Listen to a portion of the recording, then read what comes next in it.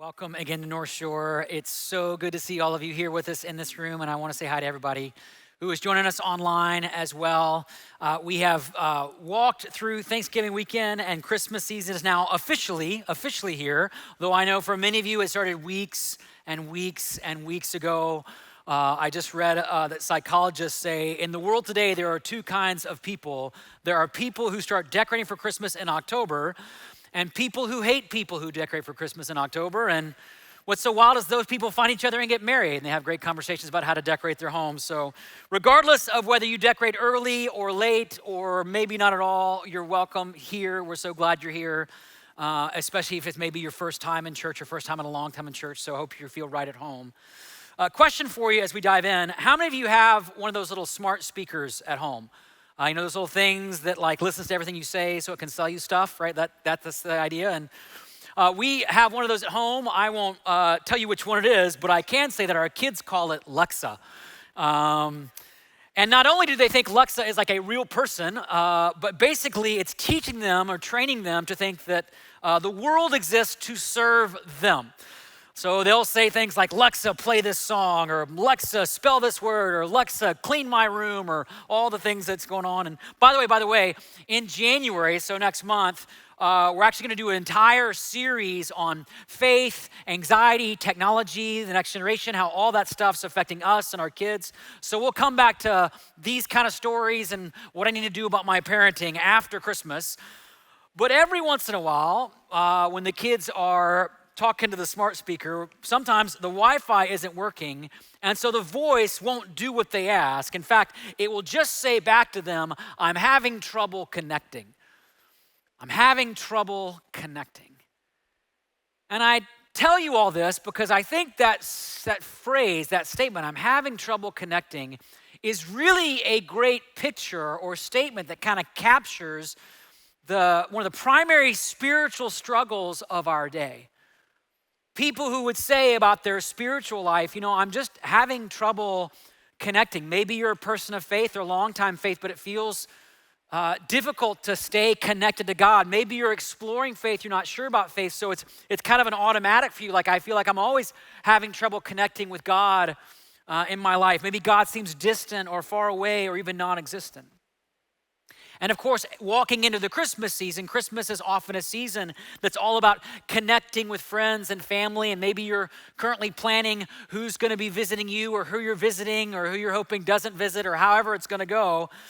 But this time of year can also remind us of the pain of disconnection, right? Broken relationships, estranged friends and family members, loved ones that have passed on.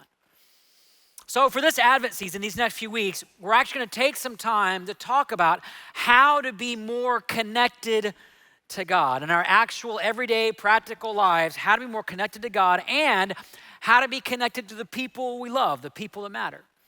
A few things we'll talk about just to give you a preview. We're going to talk about how to navigate doubts and questions that make God feel distant. And for many people, that word describes where God is in your life today. We're talking about how to love people who might be hard to love. Anybody have someone in their life that's kind of hard to love? Few hands going up today. So maybe there's no one in your life that's hard to love. And if that's the case, maybe that person is you. I don't know. We'll see. Anyway, another topic we'll look at, how God removes our shame to restore connection. Many of us live and carry burdens that make us feel unlovable, unworthy, that God wouldn't want to be connected to us. So what does God do in response? How does God restore that connection? We're also going to do something a little different this year for Advent that I hope all of you will jump in and participate in. We're going to do kind of an everyday Advent spiritual practice together as a church. How do we do that together? Well, each day for the next 25 days, we're going to post like a 2-minute Advent video. So again, only 2 minutes, the same amount of time as it takes to brush your teeth, if you're doing it the right way, which many of us, including myself, are not, but 2 minutes. And we're just basically gonna read a few verses of the Christmas story and give you a spiritual reflection and a simple practice for you that you can do that day that we can be doing together. We wanna be intentional about just connecting with God over the season, given everything that's going on. If your December looks anything like mine, you need this. So I want everyone right now just to get out your phone real quick, grab your phone. You can open up the message app. I'm gonna do this with you right now, and you can text the number 97000. And then you can just text the word Advent. And I'm literally doing that right now, so I'm going to jump in. If I can spell the word Advent, there it goes. And send that in right now, and that will just basically offer you a link every morning to the video that we're going to post. Various voices from our team will be doing those. And it'll be a way to walk through this season, just being able to focus in simple ways on how to connect with God. But to jump in today, I want to talk about kind of a simple concept, but it may not be one that you would think of as a concept for connecting with God. We're going to talk about what we're passing on to others in our lives. Because here's the thing, every day, all the time in your life, you're not just living a life, you're passing something on to your kids or to your friends or to coworkers or to neighbors or even to people you may hardly know or may never know. They're going to receive something from you that will either build or break connection in your life. So if you have a Bible with you today or a Bible app on your phone, you want to open it to Luke, the Gospel of Luke, chapter 1. We're also going to throw up a QR code. You can pull out your phone, use that QR code. It will take you to this scripture for today in the YouVersion app. And we're going to be in the first chapter of Luke for this whole series. It's going to be really easy to follow along scripture-wise as we do that.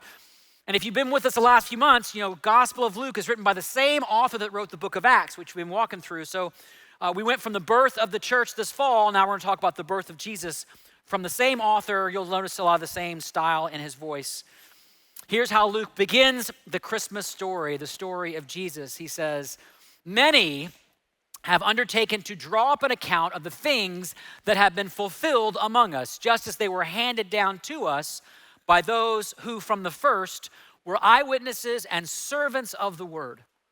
With this in mind, since I myself have carefully investigated everything from the beginning, I too decided to write an orderly account for you, most excellent Theophilus, so that you may know the certainty of the things you have been taught." Now, before we sort of begin to unpack what Luke is saying here, I just want to call out exactly what this text would have been written on. Because if you go back into that day, remember, they didn't have like chapter books with page numbers and tables of contents. You couldn't just kind of thumb through it to find the parts you wanted. There weren't PDFs you could scan. You couldn't just say, "Alexa, give me a summary of this gospel story." That wasn't existed. A book in that day was a really long scroll. And so writers in that day would pay very close attention to the opening words because it would be the ways a reader could figure out what this story's about, what matters in the story, what's really at stake in the story. That would all be imported into those opening words of the story. So these are extremely important words. And notice, Luke doesn't begin. He doesn't start like this is a fairy tale of some kind. He doesn't say, you know, a long time ago in a galaxy far, far away. Although my 5-year-old son would love it if he began that way. That would really excite him. He doesn't begin that way. He begins by talking about this process of a story that's been passed on. He says many have actually done this. There's more than just one. We actually have 4 of these versions in our Bibles, the Gospel of Matthew, Mark, Luke, and John. Many have done this. The account of things that have been fulfilled among us, that refers to the story of Jesus, how Jesus, when he came into the world and lived this life, was a fulfillment of this long expected figure called the Messiah, the one who would bring the kingdom of God into the world. But then he says, and this is really important, just as they were handed down. Now I want to pause and just spend a couple of moments on this phrase. If you have a Bible, I just want you to circle, highlight this one because it's really important. According to a scholar named Joel Green, who has a great commentary on the book of Luke, he talks about how this phrase, handed down, is actually a technical term in that day for a formal process of basically telling a story or sharing a tradition. In other words, Luke is not talking about the sharing of like a gossip or like a rumor that was kind of passing through where you kind of tell one person and they tell one person and they tell one person. Like the game of telephone. Anybody remember the game telephone?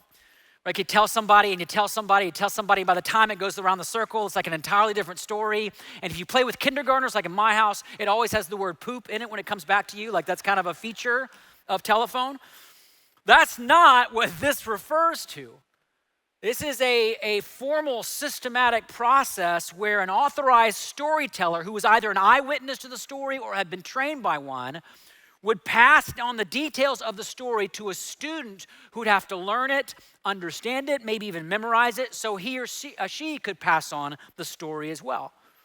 And this is how important stories were shared in that day. In fact, we see the same exact term, the same phrase in Paul's letter to the church in Corinth when he says, "For what I received," again, not a rumor, "I passed on," same phrase, "to you as of first importance, that Christ died for our sins according to the scriptures." In other words, Paul isn't passing on a rumor. This isn't gossip. He didn't just hear it, at the water cooler at the office one day when people were sharing stories. He received, meaning he was carefully and thoughtfully instructed in a way that he could carefully and thoughtfully instruct others. So why am I telling you all this? Well, one, and this is important because knowing this history and context can actually grow your confidence in the reliability of these stories. Like before we get into the Christmas story where there's shepherds and angels and all the things, to actually say that wasn't just some rumor that somebody heard that nobody tested or thought much about. These were carefully investigated, thoughtful stories. The Gospels aren't like an ancient version of telephone where, Jesus didn't really feed 5,000 people or walk on water. He probably fed a few, maybe he went wake surfing one morning. But then over time, that story got shared from one person to one person to one person and got embellished along the way. That's not how these stories were passed on. Just historically speaking, that's not how it worked. They were carefully handed down in a reliable process. In fact, Luke says, "I have carefully investigated everything. I've done my homework." And again, he's done all that homework, so this is a reliable process. But an even more important reason I'm sharing all this with you is because here in these opening words, we discover that connecting with God or reconnecting with God has everything to do with what you're passing on in your life, what you're handing down in your life. And I'm not just talking about sort of in the elder years of life and that season, because here, everybody passes on something. Every day, you, no matter what age or stage or season of life, you are handing something down to others. And most of the time, of course, we're not really thinking about this, right? It doesn't cross our minds that we're doing that. So that means what we're passing on usually is either not that important, small talk, gossip, trivial stuff, or it's stuff that's not that helpful. Complaints, criticisms, resentments, anger, frustration. Just think for a moment, as a recipient, think for a moment about all the things that have been passed down to you over the years through the people around you in your life. Think of how much you've been impacted by your family of origin, by teachers, mentors, coaches, for better and for worse.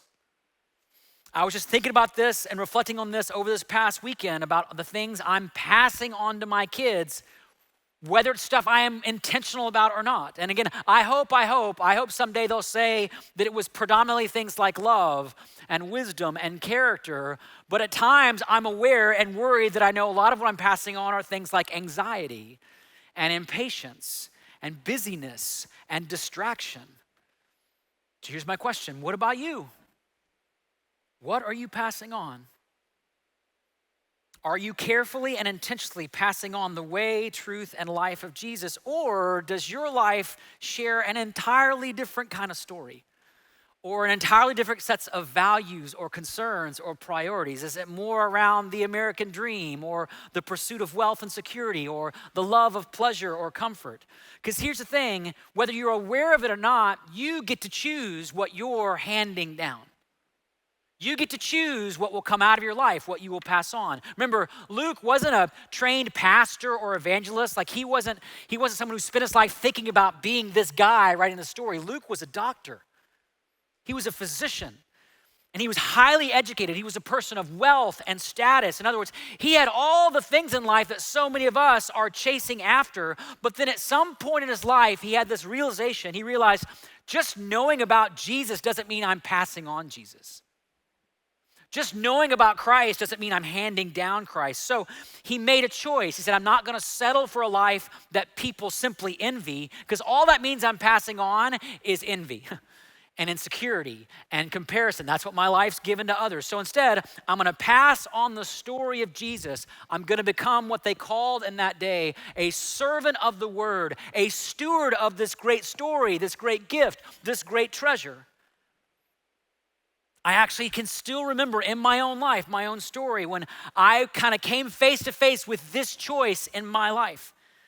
I was just out of college. I was working as an intern at a church, and I was speaking, giving some of my first talks I've ever done to a high school camp for this church. And in the middle of one of the messages, I had this visceral sense of God speaking to me. I've had very few moments where I felt like a visceral, almost audible sense of God's voice. Like right in the middle of the talk, it's like the room went black, and all I could notice was this sense of God speaking, and I heard God say, "This is what you're gonna do." Now, just to be clear about this part of my story, God didn't say, "I want you to be a pastor." In fact, at that day, if you'd asked me, I said, "I don't want to be a pastor. That means I'll never have another normal conversation with somebody on a plane again. Like, I don't want to do that." That part of my story, my calling, didn't become clear until many years later. What God made clear to me that day is that he was calling me to be a servant of the word, a steward of the story, that my life, whatever my profession, my occupation, I need to be someone who is passing on the story. And again, just so you know, this isn't just the calling for pastors. It's what he calls all of his people to do, whether they're pastors or plumbers or stay-at-home parents or anything in between. As Paul said, what you have received, you now pass on. And what better time to think about this and practice this than the Christmas season? What better story to do this with than the Christmas story?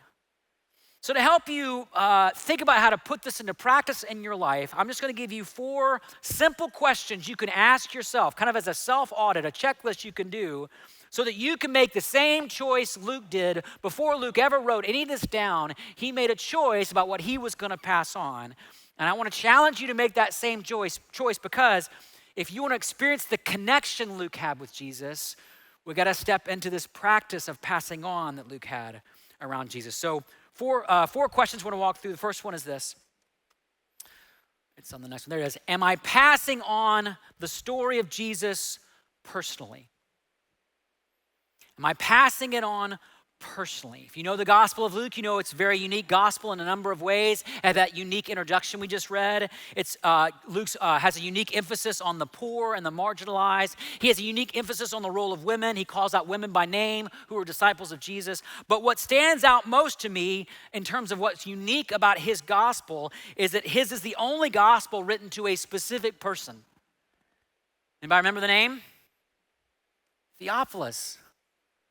This whole endeavor, this whole book started out of a relationship with a person, someone he knew personally, someone he was invested in personally, someone whose faith was being shaped by what Luke's was about. And again, just think about the people who've handed down the story of Jesus to you, or who handed down an entirely different kind of story about God or Jesus, and now you're having to kind of unlearn that story. That we're handed down these personal stories.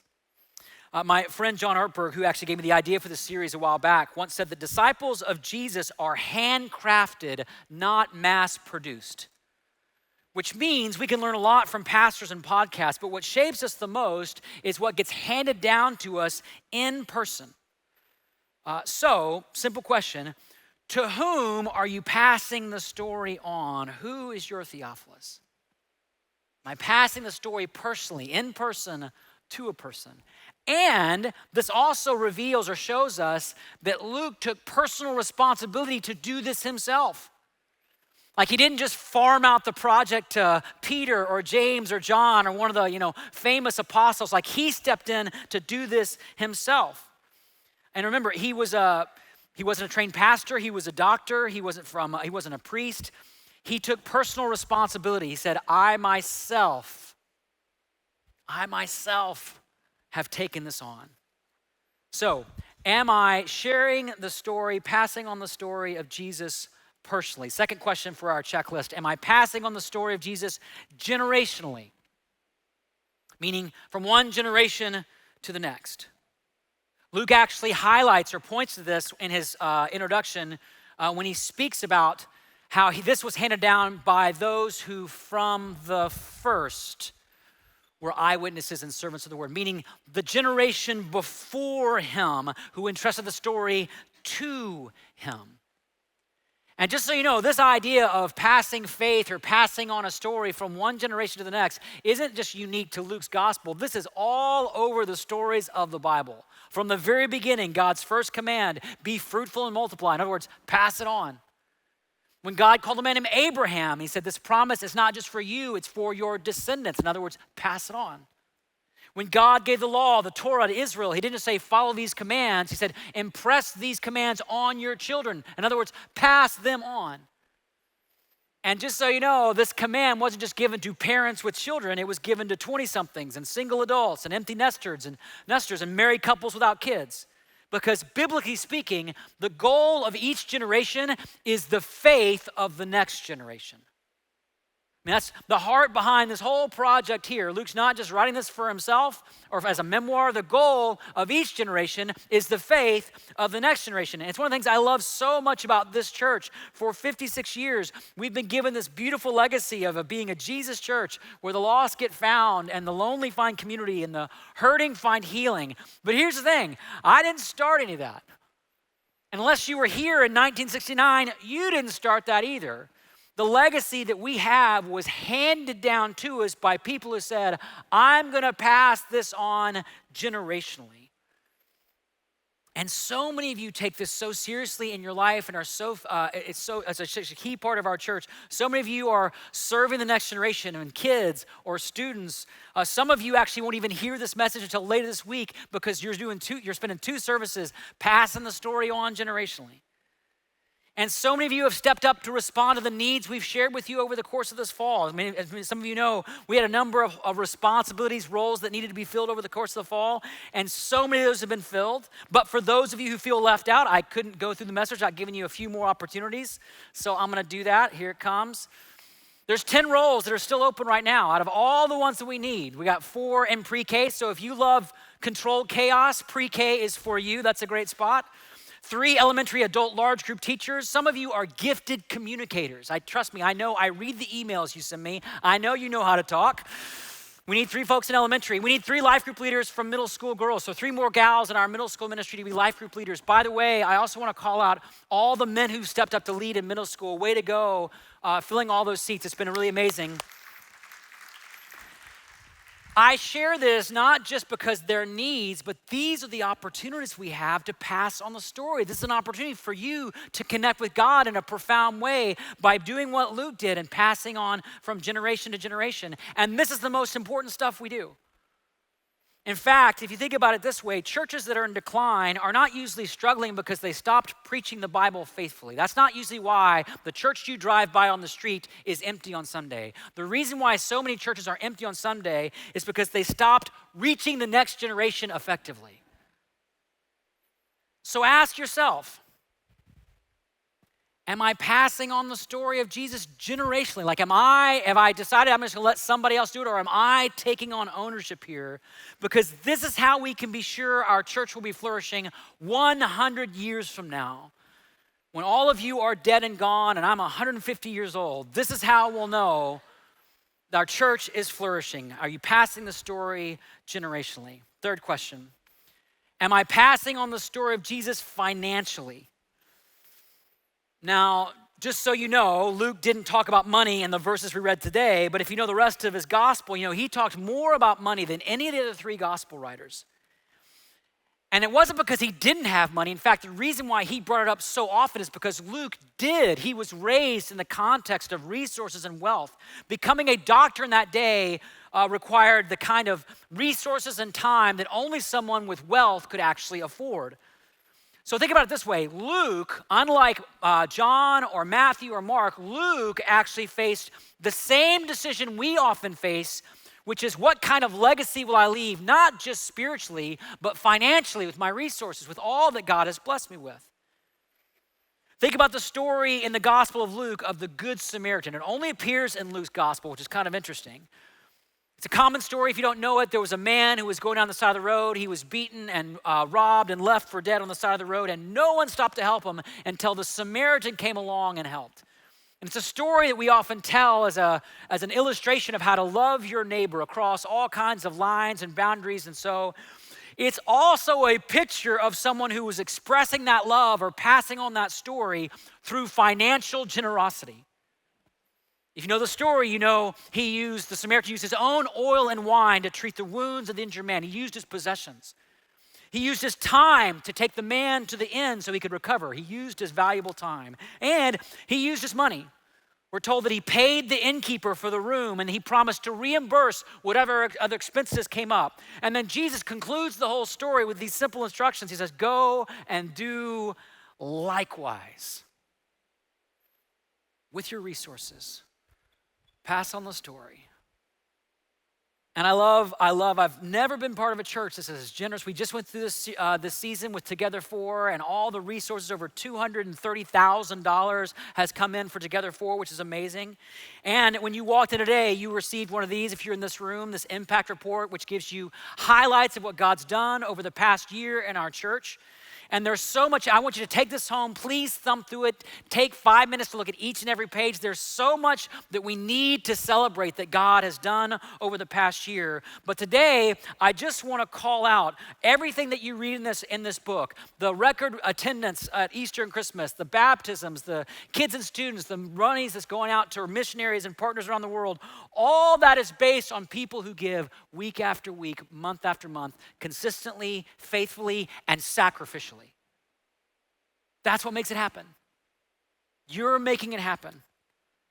People like Frederick, who gave us permission to share this with you. For the past years, Frederick has been struggling to find work after getting laid off as a software engineer.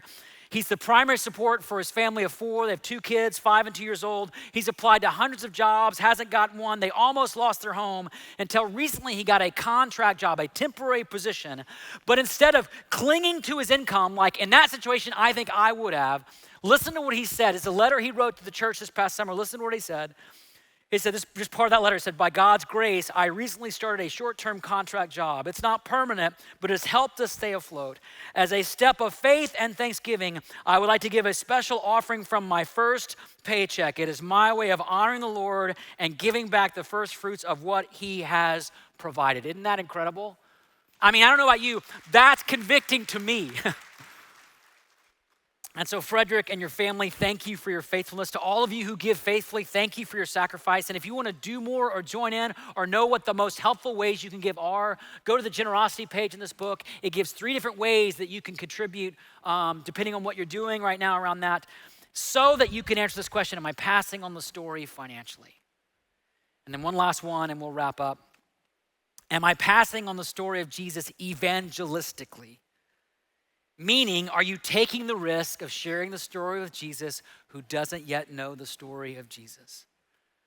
Now, I grant you this, in Luke's world, that was just about everybody, so easy for Luke, right? But guess what? It's becoming just about everybody in our day as well, isn't it? I remember not long ago, I was standing in the store in line and it was all crowded and kind of crammed in there in line waiting, and I made a comment to the person next to me in line, like, there's no room in the inn, like saying how crowded it was in the store. And they looked me in the eye and said, what does that mean? No idea the reference. I mean, I thought everybody knew the Christmas story, right? No idea. There's someone that's going to be next to you this week in line, at work, in your neighborhood that doesn't even know the details of the Christmas story. So how are you going to pass on the story? One way you can do that is by inviting somebody to Alpha. We do Alpha several times a year. It's one of the best ways to help share the story with someone who's got questions, doubts, isn't sure. You can do that. We have another Alpha starting in mid-January. Get online, register, go with somebody that needs to know the story. Another way you can do that is to invite somebody to Christmas Eve this year. You're gonna hear more about this one next week, but this past year, we celebrated the baptism of 2 people who came for the first time last Christmas Eve, and the reason they came last Christmas Eve is because somebody walked across the street and invited them. They took that invite card you got last week and said, I'd love for you to come with us to Christmas Eve. And they said yes. And guess what? Most people will say yes. Someone just sent me an article this past week that cited a study that said 80% of non-churchgoers say they would attend church if they were invited. 80%. So, am I passing on the story evangelistically with people who don't yet know the story? And remember, the point isn't just to get somebody to go to church. The point is that they hear the story. The point is that they discover the good news, that they actually matter to God, that God came in the person of Jesus for them. In fact, you know what the name Theophilus means? I never thought about this until this week. The name Theophilus actually means dear to God. And it just moved me so deep. That's what Luke was trying to tell him. That's what Luke wanted him to know. That's why he was so carefully handing down the story so that Theophilus could know that he mattered to God, that God came down from heaven, was born in a manger and died on a cross so that Theophilus would never have trouble connecting with God again. And friends, it's not just a story, it is the best story there is. A friend of mine was talking about Christmas, the Christmas story, to one of his atheist friends. And he said to the atheist friend, "You got to admit, there's no other story like this one." To which his friend replied, "Yeah, but it's just a story." And they'd already talked through kind of all the historical arguments for faith and all that kind of stuff. And my friend didn't want to get into that debate again. So he said this. He said, "Well, I still think there are lots of reasons to believe it's true, but I'll grant you this premise, or your premise if you grant me mine. But even if it's just a story, it's the best story ever." And the atheist friend bowed his head, and tears actually filled up his eyes as if something was breaking in his heart. And he simply said, "Yeah, the very best one." And friends, that's what we are passing down. That's what we are passing on. It's the very best story that is. And guess what? It's true. It's true. In fact, it's been thoroughly investigated and historically tested and carefully handed down for 2,000 years. And not just so that you can pass it on and move on your way, so that you can be more connected to God than ever before. You see, I think what Luke would want to tell you is how much this act of passing it on blessed his life. You see, the gift of passing on the story is not just for the receiver, it's actually for the giver. It's for you. When you pass it on, you get blessed, you grow, you mature, you feel more connected to God, you feel more certain of the things that you've been taught. And so, as we step into the Christmas season and all the chaos that goes with it, don't miss the real opportunity, the real question for you as you think about how to be connected with God. What are you passing on? What are you handing down? Who is connecting with God because of the story you're passing on? And with that, let me pray and let's talk to God about how he's calling each of us to respond to that today. So Jesus, we are grateful today for this amazing story of you coming into the world. God, that you loved us so much that you sent your son to be born in a manger and die on a cross so that we might be connected to you through your grace and your love and your truth and your power. And so often I know I just take that story for granted. I think, wow, I get to know it and kind of relish it, but then I sit back and hope everyone else just figures it out. Versus remembering that day, remembering that moment when I heard you speak into my life saying, this is what you're gonna do. You're gonna be a servant of the word, a steward of the story. You're gonna pass on this great gift. And Jesus, I know this to be true. I have connected with you so deeply through the process of passing it on and telling the story through the years more than anything else I've ever done. And so together we ask that you would challenge our hearts over the course of this week and this month to be servants of the word, stewards of the story, passing on your love and your hope and your peace and your joy and your promises as we tell the story and live the story and share the story with those who need it most. Help us do that personally and generationally and financially and evangelistically this season, Jesus, so we don't just experience the culture of Christmas around us, but that we become that good news, the story that's being told through our lives, through our words, and through all that we do. Jesus, we love you. We thank you that we get to stand and worship you as we close this service today. We pray all this in your name, Jesus, and everybody said, amen.